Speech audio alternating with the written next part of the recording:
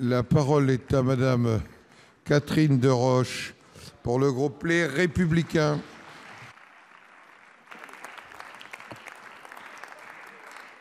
Merci, Monsieur le Président. Ma question s'adresse à Madame la ministre de la Santé.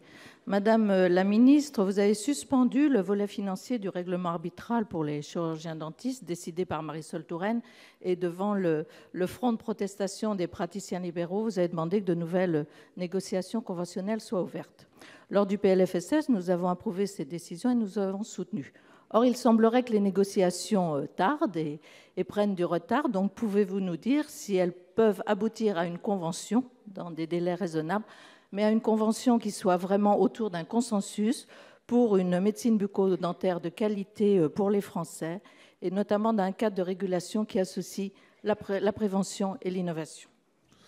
Pour vous répondre, la parole est à la ministre des Solidarités et de la Santé, Madame Agnès Buzyn. Oui, Monsieur le Président, Mesdames et Messieurs les sénateurs, Madame la sénatrice Catherine Deroche. À la suite de l'arrêt des négociations sur la Convention nationale des chirurgiens-dentistes, une procédure d'arbitrage avait été mise en œuvre en 2017.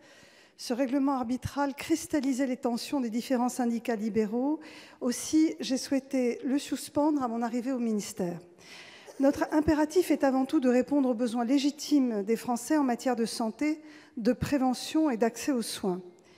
En matière de santé et de prévention, les maladies bucco-dentaires peuvent favoriser l'apparition, la progression ou la gravité de certaines maladies générales.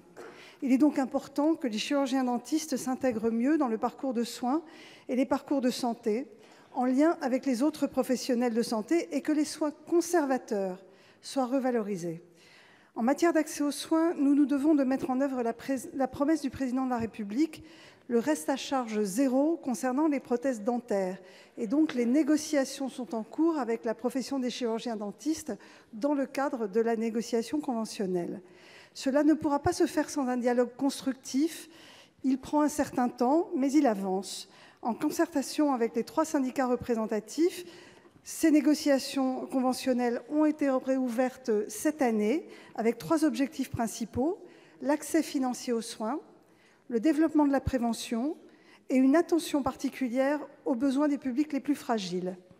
Il est primordial de responsabiliser l'ensemble des acteurs afin de parvenir à diminuer le reste à charge sur les prothèses dentaires, tout en valorisant le travail de prévention primaire et secondaire des chirurgiens-dentistes.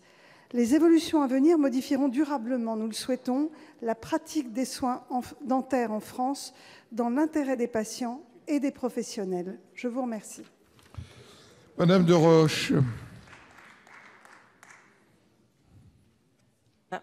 Merci, Madame la ministre. J'entends votre engagement concernant la prévention et aussi l'innovation, mais c'est vrai que le reste à charge sur les prothèses dentaires, qui est une promesse du président Macron pour 2022, c'est inscrit dès maintenant dans la négociation, dès 2018, dans la négociation conventionnelle. Alors certes, les prothèses, c'est un sujet important, mais souvent la prothèse n'est que l'aboutissement d'un parcours préventif inefficace, et c'est ce que demandent aussi les professionnels de santé en chirurgie dentaire.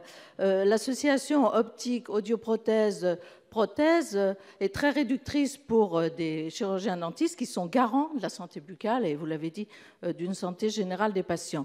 Donc il y a 2 points que nous souhaitons. Nous ne souhaitons pas que ça instaure, parce que c'est une crainte qui existe et on l'entend dans tous les départements, mes collègues me l'ont dit, nous ne souhaitons pas que s'instaure un système ou un marché low cost, comme c'est le cas en Espagne. Nous ne souhaitons pas que le reste à charge soit une usine à gaz dont l'administration a parfois le secret, et nous souhaitons que les professionnels de santé, qu'ils soient libéraux ou hospitaliers, et quelle que soit leur spécialité, soient vraiment entendus et que vous les écoutiez, car en effet, ce sont eux qui exercent cette profession, et il en va aussi d'un maillage territorial équilibré sur le territoire. Merci.